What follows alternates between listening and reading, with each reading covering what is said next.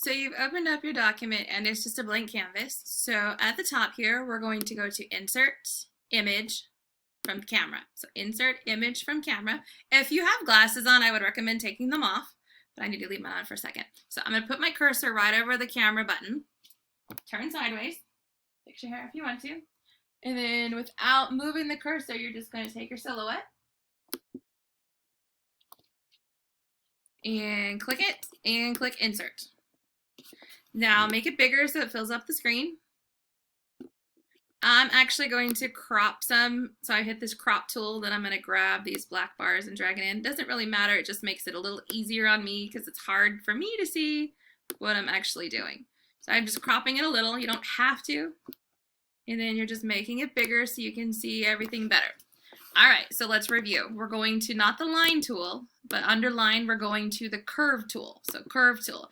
And remember, you're using the curve tool because you click and click and click and click and click and click and move and click and move, and it makes a shape that's fillable. That's why we're using the curve tool. I would recommend starting with the front of your face. If you accidentally mess up and double click like I've been known to do, I think this took me 4 turns last period. Oops, see, I did it again. Just press delete and do it again. So again, I would start with your face because that's the hardest part to do. And again, you do want to try to get the outline of your lips. And eventually you'll just give up. No, I'm just kidding. No, keep going. Perseverance. Try and try again.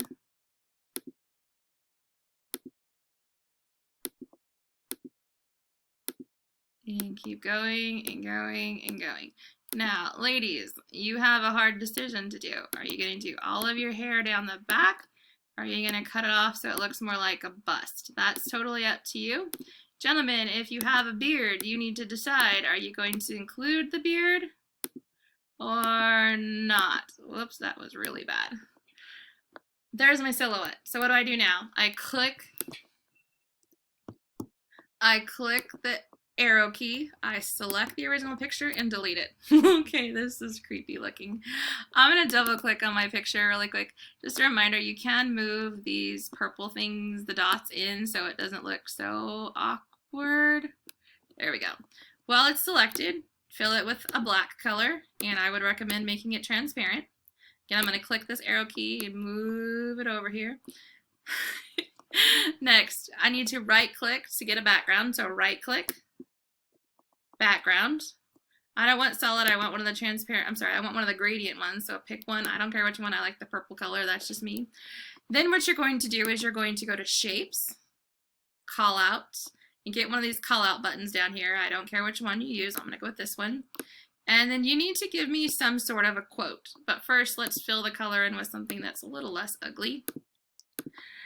Double click and type your quote here. I don't care what your quote is as long as it's school appropriate and it makes sense. Now I'm going to go with maybe a little larger font.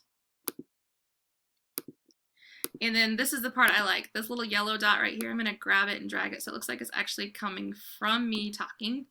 And again, just make your box bigger so it fills up some more space. And that's technically it. Other examples. This was a picture I did of my son. Notice he has glasses on, so that's the reason I'm suggesting you take the glasses off. That's the same picture of the person, but it totally looks like a different person at the time. And there's another teacher. Again, I just found other people practicing my silhouettes.